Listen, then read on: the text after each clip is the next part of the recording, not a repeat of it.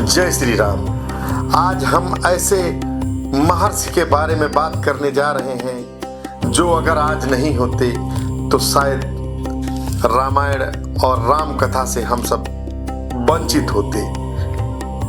ऐसे महाकवि जो एक डाकू थी, एक अत्याचारी थी, लोगों को मारना काटना उनके लिए आम चीजें थी। चोरी करना, अपराध करना बहुत ही साधारण था। ऐसे रत्नाकर डाकू की कहानी मैं बताने जा रहा हूं जो ये जानते नहीं थे कि पाप क्या होता है, पुण्य क्या होता है, लेकिन वही ब्रह्मा जी के आशीर्वाद और नारद जी के मार्गदर्शन में चलकर महर्षि वाल्मीकि बने। आज मैं सुनाने जा रहा हूं उस इंसान की कहानी जो कभी डाकू था पर समय ने उसे देवता बना दिया।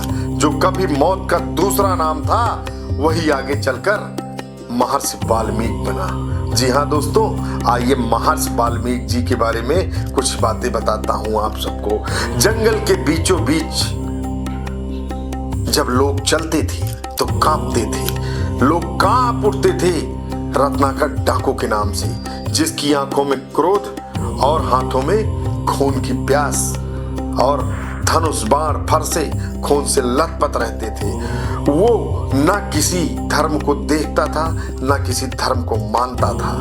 परंतु सुनो दोस्तों, जब ईश्वर की नजर किसी पर पड़ती है तो पत्थर भी पारस बन जाता है। ये आप सब अच्छी तरह जानते हैं।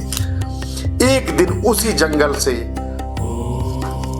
महर्षि वाल्मीकि जहां रत्नाकर डाकू के रूप में थे, एक दिन उसी जंगल से नारद जी गुजर रहे थे।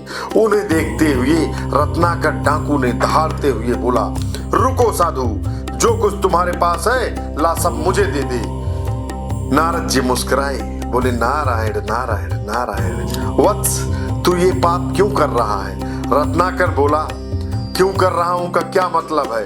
अपने परिवार का भरण पोषण करने के लिए, अपनी बीवी बच्चों को खुश करने के लिए, अपने माँ बाप को खुश करने के लिए मैं ये काम करता हूँ। यही मेरा पेशा है, यही मेरे बाबा ने मुझे सिखाया है। नारद जी बोले, ठीक है आप ये करते हो, लेकिन क्या आपने उनसे कभी पूछा है कि आपके दुख में, कभी भी आपके पाप में क्या वो साझेदार होंगे? रत्नाकर चौंक गया और हंसता हुआ बोला, क्यों नहीं होंगे? बोला, एक बार आप अवश्य पूछ लीजिए। उसने कहा, अच्छा मुझे मूर्ख समझ रहे हो? मैं जाऊं पूछने और तुम भाग जाओ? नारद जी ने कहा, नारायण नारायण, ऐसा नहीं होगा। आप एक काम कीजिए, जो आपके हाथ में रस्सी है इससे मुझे पेड़ में बांध दीजिए। जब तक आप नहीं आएंगे मैं कहीं हिलने वाला नहीं हूँ। रत्नाकर ने ऐसा ही किया। क्रूर हाथों से नारद जी को एक पेड़ से बांध दिया और घर पर गया और क्रमशः माँ बाप पत्नी सबसे पूछा कि क्या आप मेरे पाप में भागी बनोगे? जिस तरह मेरी कमाई में सोने चांदी गहने लूट के लाता हूँ, हर चीज में, संपत्ति में खुश होते हो, क्या मेरे पाप में मेरे भागीदार बनोगे? सबने क्रमशः मना कर दिया कि पाप तो तुझे अकेले ही भोगना पड़ेगा, पापों का फल तुझे अकेले ही भोगना पड़ेगा, हम क्यों होंगे? तेरा फर्ज बनता है कि तू बाहर से ला और हम सबको दे। उसी पल रत्नाकर डाकू चौंक गया और उसे लगा कि बात तो सत्य है। आज पाप का नाम सुनते ही सबने मुंह फेर लिया। बस वही पल था रत्नाकर के जीवन के टर्निंग पॉइंट का। उसकी आत्मा कांप उठी। वो समझ गया कि इंसान का जन्म अकेले होता है, मरता है अकेले ही, और कर्मों का हिसाब भी खुद अकेले ही देना पड़ता है। वो दौड़ता हुआ, हाँफता हुआ नारद जी के पास गया और उनके चरणों में गिर गया। रोते हुए कहा, मुझे बचा लो गुरुजी, मुझे बचा लो गुरुजी, मैं पाप से निकलना चाहता हूँ, मैं इस दलदल से निकलना चाहता हूँ।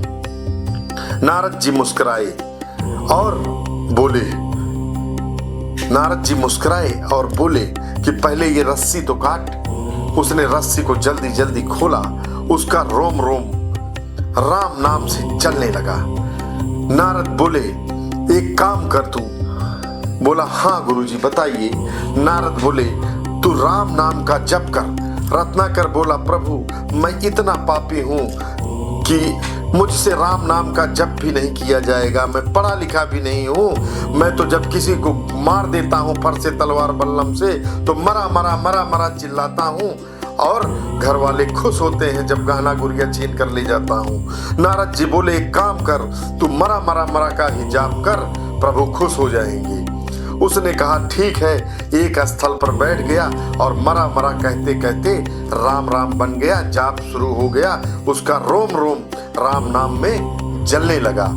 वो ध्यान में बैठ गए। कई साल गुजर गए। दीमकों ने उसके चारों ओर अपना घर बना लिया। केवल उसकी आंखें दिखाई दे रही थी, बाकी शरीर दीमकों के घर में ढक गया। दीमक के घर से निकले वही महर्षि वाल्मीकि कहलाए। जब वो तप से निकले तो अब वो डाकू नहीं थे, ज्ञान के सागर थे और एकदम विनम्र थे और उनके अंदर प्रकाश था और उनके मन में बस एक ही नाम था, राम राम राम।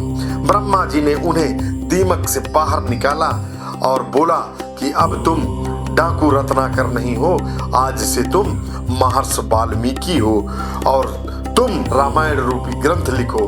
ब्रह्मा जी ने कहा वाल्मीकि तू राम की कथा लिख, तेरे शब्द युगों युगों तक जीवित रहेंगे। और तब लिखा गया वो महाकाव्य जिसका नाम था रामायण, जिसमें हर अक्षर अमर है, हर शब्द में धर्म है और हर पंक्ति में राम का नाम सत्य छिपा है।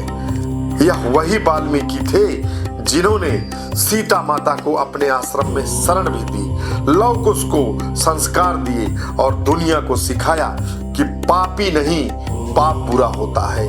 दोस्तों जरा सोचो, जो एक डाकू था जिसे पाप पुण्य का ज्ञान नहीं था, जो अनपढ़ था, गंवार था, निर्दयी था, उसे मां सरस्वती की कृपा, प्रभु का अलौकिक आशीर्वाद और ब्रह्मा जी का आशीर्वाद मिलने से आगे चलकर महर्षि वाल्मीकि बना और रच डाला ऐसा ग्रंथ जिसका नाम रामायण है।